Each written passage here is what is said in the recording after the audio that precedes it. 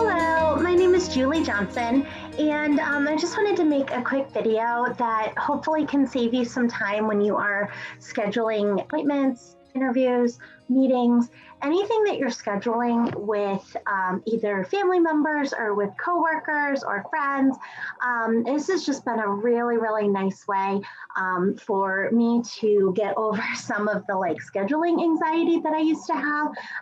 And I know that's not a really common idea where we talk about the anxiety that's caused with scheduling things with other people, but I think that it's a really real phenomenon that that doesn't really get acknowledged very often. So I'll tell you what I mean. Before I used this system, I had a really hard time with scheduling with other people, especially with a group of people, because I didn't want to be pushy. I always have this fear that I'm going to, there's two fears. There's the fear that I'm going to make somebody schedule something for a time that doesn't work well for them.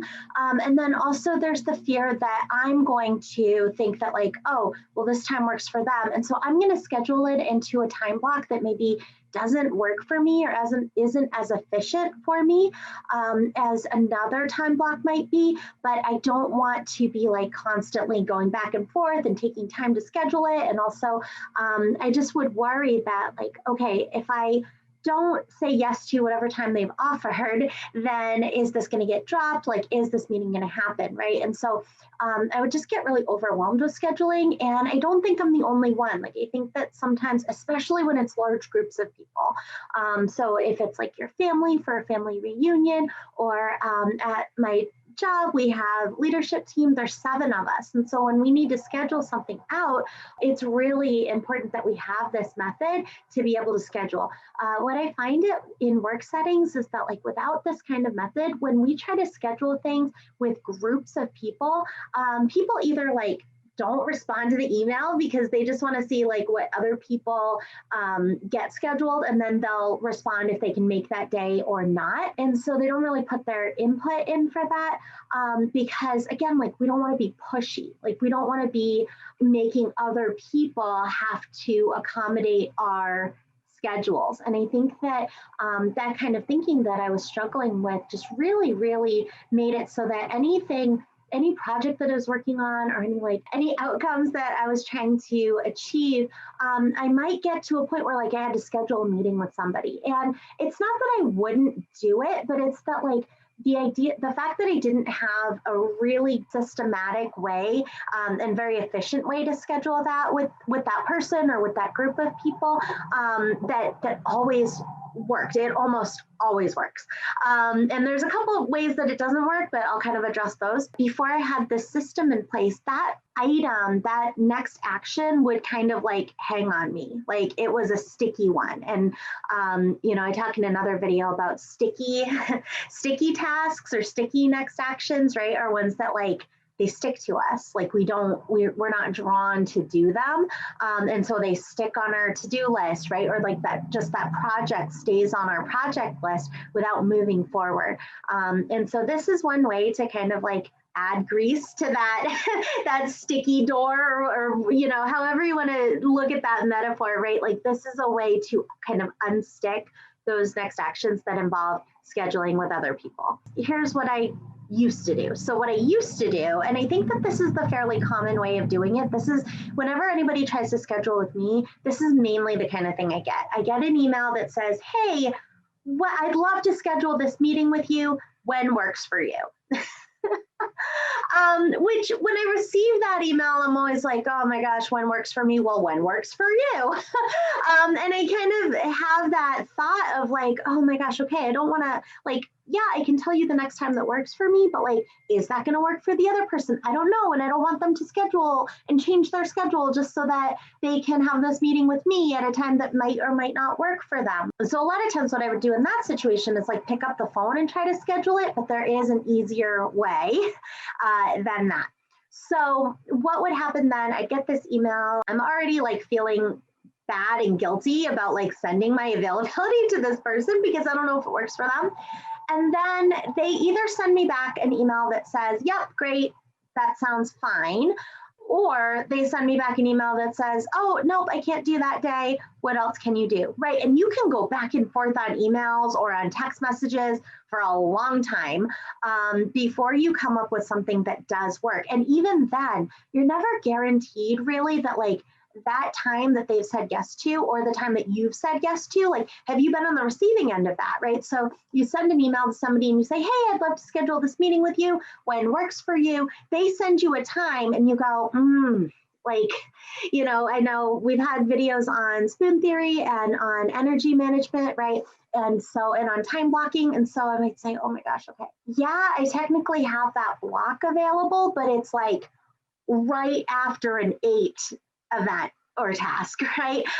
Or it's right after something that takes a lot of energy from me. And this meeting that this person is wanting is also like, maybe it's a brainstorming meeting, right? Or maybe it's a coming up with a plan, like strategy meeting. And so I know that even though I might enjoy that, it's going to take some energy from me, right? And so in that way, I'm not necessarily able to, like, I want to say yes because I want to get it in my planner. Like, I don't want to keep going back and forth on email with this person. Also, like, if I say no to something that like does work technically, or I can make it work, but it's not like best fit for my energy blocking or my time blocking, I still feel like I feel bad. Okay. And you can say like, oh, don't feel bad, but like I feel bad. This is what has really, really helped me. Okay. So here's what we do.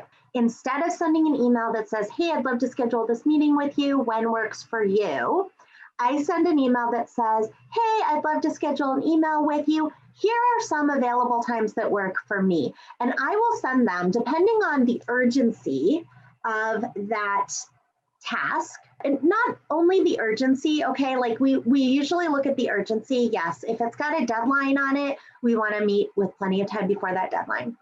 At the same time, I look at how long that meeting or that task or that project is going to be beneficial. How long is this meeting going to matter? And what I'm judging there is significance, right? So significance is often not as looked at as urgency. And here's an example. Let's say your sister or your friend or somebody, your cousin, I don't know, is like notoriously doesn't fill their gas tank with gas, right? And like gets to the E and then gets like a little bit below the E when they're driving around, right? And they just don't fill up. Right now, there are people who fill up at the quarter tank. There are people who fill up at the half tank. I'm getting better at that, but I'm also a fill up at empty kind of person.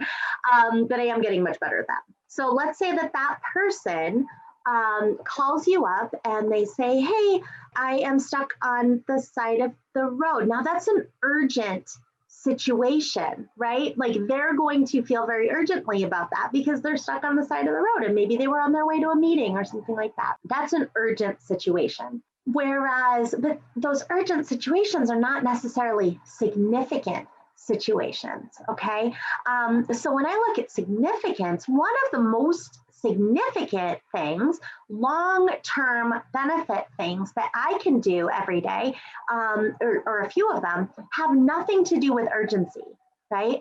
Reading stories to my daughter every night before bed, that's significant. There's a lot of research that says that is one of the most important factors for child development and academic growth is sitting and reading books, right? And consistency with that. That is a very significant thing because my hope is that will matter for the rest of her life, right? Have a long impact, but it's not urgent. And so reading like story time is one thing that seems to very easily get scheduled over. Another example is like workouts, right? Like I work out every morning. It's really, really important, but it's not urgent. And so again, like it's something that is going to hopefully like add years to my life. And, so long-term, it's significant. It's going to matter for a long period of time, but it's not urgent. And so those urgent things like, oh, my cousin ran out of gas, right? Or my coworker has a deadline coming up and they're just now telling me they need something and it's due tomorrow, right? Like these are the kinds of things that feel urgent, but they're not necessarily significant. So when I look at what dates I'm going to send to this person as suggestions, I'm looking at what is the significance of this situation. And I'm looking at urgency in terms of like if there's deadlines, right? So instead of saying when works for you, I never send an email that says when works for you because that's a waste of an email. So what I say instead is, I'd love to schedule this with you. Here are some times that work for me, and I'll send like 8 of them, right? So for an example, if I'm scheduling an interview, I will send over the next like 2 or 3 weeks. If I've got a fair amount of availability, if I've got like 6 or 8 options within 2 weeks, I will just send 2 weeks. But there are some weeks where I send them like 1 option. And so in that situation, then I would go out 3 weeks, right? I'll do this with stuff I want to get scheduled for like 3 months from now. I'll still send dates, and I'm actually going through my 2021 calendar right now and getting everything scheduled in there for next year. And even so, I'm still sending dates of available times. This allows me to be really intentional. I'm able to send days and times that I have available that also work with my time blocking and that work with my energy availability. So I might have a free block of time that I might not send to this person, depending on what the meeting is, right? So I might have a free block of time that's right after I give a presentation, or that's right after a different kind of meeting where I know I have to be like on it, giving energy, being present. And so in those situations, I don't offer that, right? I only offer the ones that fit with my time blocking and that fit with my energy management. And time blocking really, really helps with this because I can very easily go into my calendar and say like, no, I know that I'm not going to schedule over story time to schedule this appointment, right? Or I know that I'm not going to schedule over team meeting or a different interview or a different meeting that I have. Or if it's like a morning appointment, I'm not going to schedule over my workout time, right? Because I've got it already time blocked into my day. So I might send like, okay, Monday, December 20th, I can do 9 a.m. or I can do 4 p.m., right? Tuesday, December 21st, I can do anytime between 10 a.m. and 12 p.m. Monday, January 10th, I can do anytime between 1 p.m. and 3 p.m. So I don't give like individual times. If I've got like a 2-hour block, I will give anytime between, right? Or if I've got a 3-hour block, because maybe that person gets done with work at 3 o'clock and they can do a 3:30, but they couldn't do a 3 o'clock, but it would be more efficient to do a 3:30, right? Than a 4 o'clock appointment. And I'd prefer it because then if it goes late or something like that, right? And so I'm not into my next meeting or my next scheduled appointment.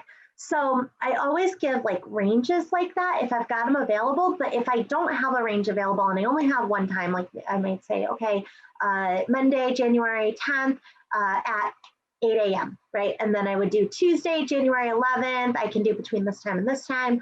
And so I give, depending on what it is, right? So I'll give like 4 to 8 times. I also say in the email, so I not only say like, hey, I'd love to schedule this with you. Here's some times I have upcoming that are available for this, but I also put in there always, if none of these times work for you, please let me know and I will send some further availability. I love the wording of that. I used to say all kinds of like different things with that. And when I first started doing it, I didn't say anything like that.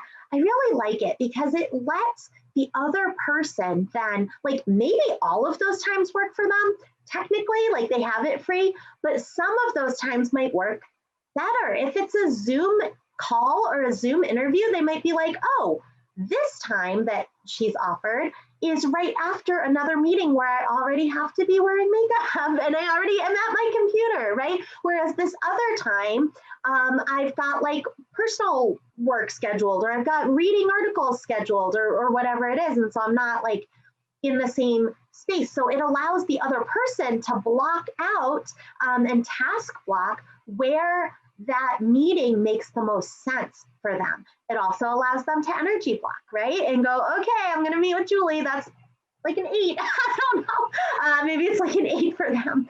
And so, I don't want to put it back to back with another high energy situation, right? So it gives them options so that they can weigh out which one is going to work best for them.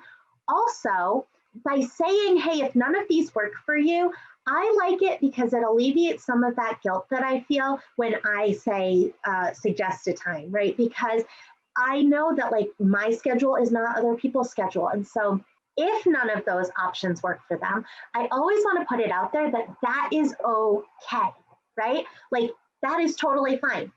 However, I'm setting a boundary there with that statement that if none of those times work for you, that is totally okay.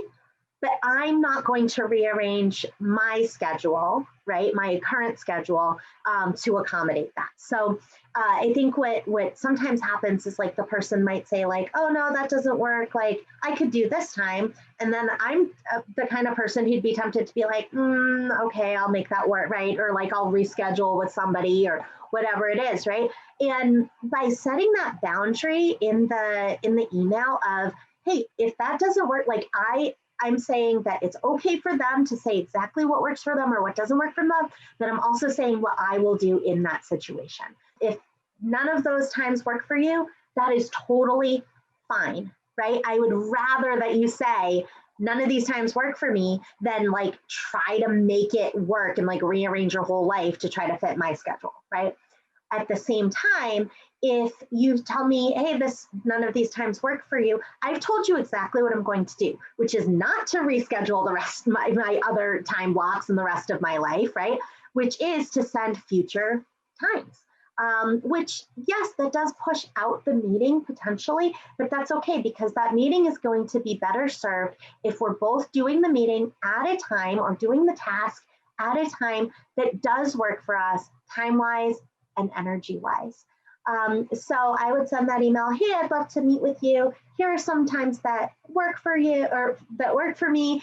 If none of these times work for you, please let me know and I will send some future availability. I have had people send back, hey, none of these times work for you. What do you have in December, right? Or what do you have in January?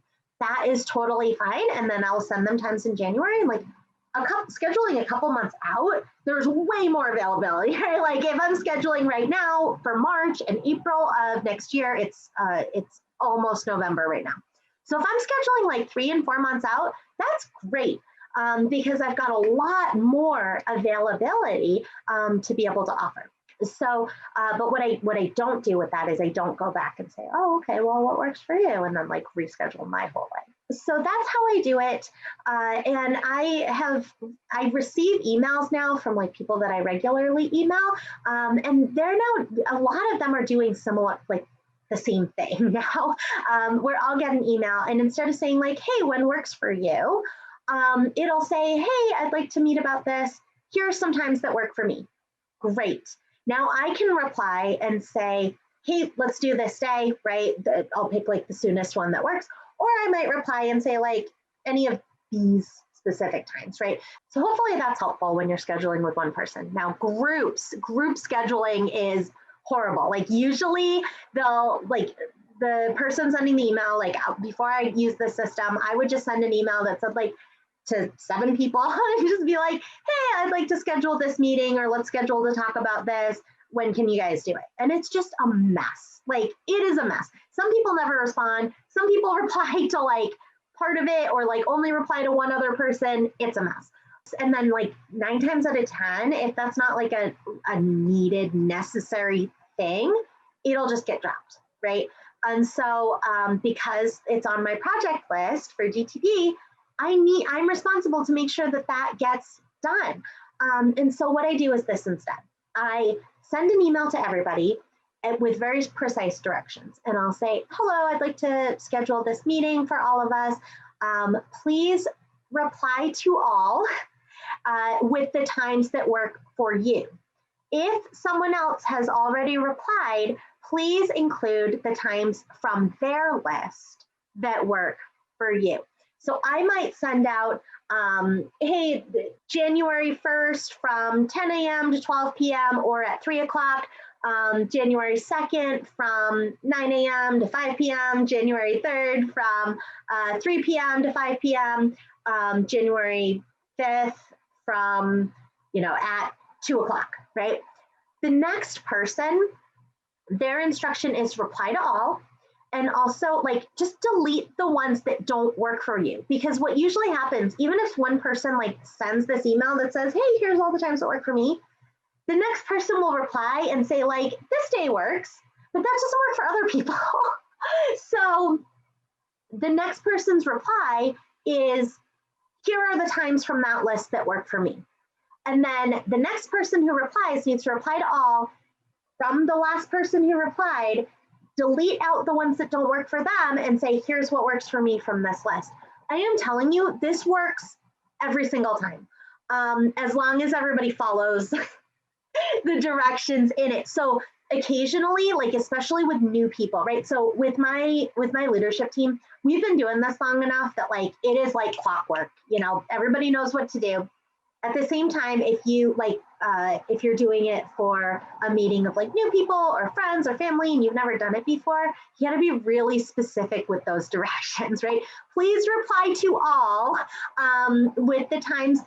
with all of the times that work for you, right? And if somebody else has replied already with their times that work for them, please reply to all with the times from their list that work for you, right? So you gotta be really specific about that. And also you gotta be willing to kind of like course correct people, because with new people, a lot of times you'll get an email that's like not reply to all, it's straight to you, and it says like, hey, any of these are fine. Or it says like, oh, I can't do this day and this day. And you're like, not what I asked, right? Because the days that don't work for you are not helpful to the group, right?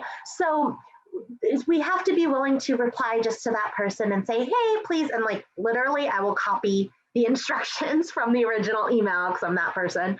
I'll just copy that and be like, oh, hey, thanks. I'm glad that you're going to attend. And can you please do this so that everybody can get scheduled together, right? You do that enough times with a group, like people see how efficient it then becomes, and start to do it just automatically, right? And then once you're in the habit of doing it, especially like for me and my team, like we do it at work for leadership stuff, and then I'm like startled and surprised when I try to do it with other people and they don't know what to do, right? So, and that's not their fault. Like I never did it before I started doing it. So if you've never done this before, then like, I'm just glad that you're watching the video, and I really, really hope that it's helpful to you, because it can relieve a lot of stress and like a lot of that underlying anxiety that comes sometimes with scheduling with other people, that feeling of like, I don't want to impose, but I also don't want to be like a doormat and like get scheduled over, right? But I don't want to like be a bully and be scheduling for somebody else or like trying to control somebody else's life, right? Or have them be like frustrated with it or upset with it because now they've got to reschedule something else with another person, right? That's not integrity. That's not what we want. We want to promote integrity for that person and then also for ourselves, right? So we use that phrase of, if none of these times work for you, please let me know and I will send some further availability. So I really hope this is helpful to you guys. For some people, this might just be common knowledge, like, oh, of course I would schedule that way. How else would you schedule? But for me, to be honest, like, I didn't schedule this way for most of my career. Like it has taken time to kind of develop this method, but I promise you, it works so well. And then I'm always impressed when other people like send me emails like that, because it just saves so much time and it saves so much energy and it saves all of those emails back and forth. The last thing I just want to say about it is another tip about when you're scheduling things with other people in order to get your own projects done is that I not only send the email about that, but then I go into my sent folder in Gmail. And if you guys are not using scheduled emails, it will change your life. Like look up how to schedule emails on Gmail. It is amazing. But because I'm responsible for that, right? Like if I want to have this meeting with another person or with a group of people to move my project that I'm responsible for, forward, then I'm responsible that that meeting gets done. And it's way too easy to send that email out that says, here are my times, and then like the person never responds. Right? Like, and then we feel like, oh, I'm never getting my projects done. Well, yeah, because like you're waiting on stuff, but you don't have any reminder of stuff that you're waiting on. And it's really easy to be like, oh, I just sent that to them, and it was like 2 weeks ago. The next thing that I do always, anytime that I ask somebody to do something, or in this case, I'm asking them to reply to me with an email that is scheduling this thing, I go into my sent folder, I pull up that email that I just sent to them, and I schedule forward it to myself for a week later. This is game changing. This was game changing for me. I don't have to think about that again until the next week. If that person replies to me, great, like say they reply right away, great, okay? If they don't reply to me, maybe like life, okay? Or they like have some indecision or something like that, right? They don't reply to me, or resistance to whatever the situation is. I'm gonna get an email to myself a week later that says, did this get scheduled? And then I can look and see if that person replied to me and if it got scheduled. And if it wasn't, I can send an email now back to that person and be like, hey, just wanted to make sure you got this email. I'd really like to get scheduled. Here are some updated times, right? Because I've sent times, but now those are not accurate anymore, right? Like I've had, when I schedule emails for interviews, for example, I'll copy and paste my list of available times, and I'll send that in every single email to applicants who want to get scheduled for interviews. First come, first serve, right? So sometimes they'll send back like a day or so later, like, oh, this time works for me. And I'm like, I don't have that time anymore, but here are some other times I still have, right? If that person has not scheduled back, I'm gonna send them some updated times for the next week or so. Because likely the ones that I sent them a week ago are already filled. Like that's just how scheduling works. Like your schedule fills up when you're doing time blocking.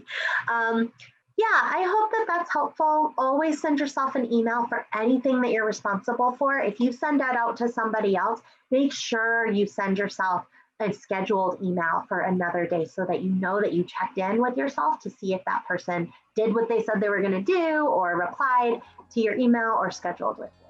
So yeah, I hope that this video is helpful. And if you like it, please let me know. And if you have other tips on scheduling or like time blocking or anything like that, just let me know.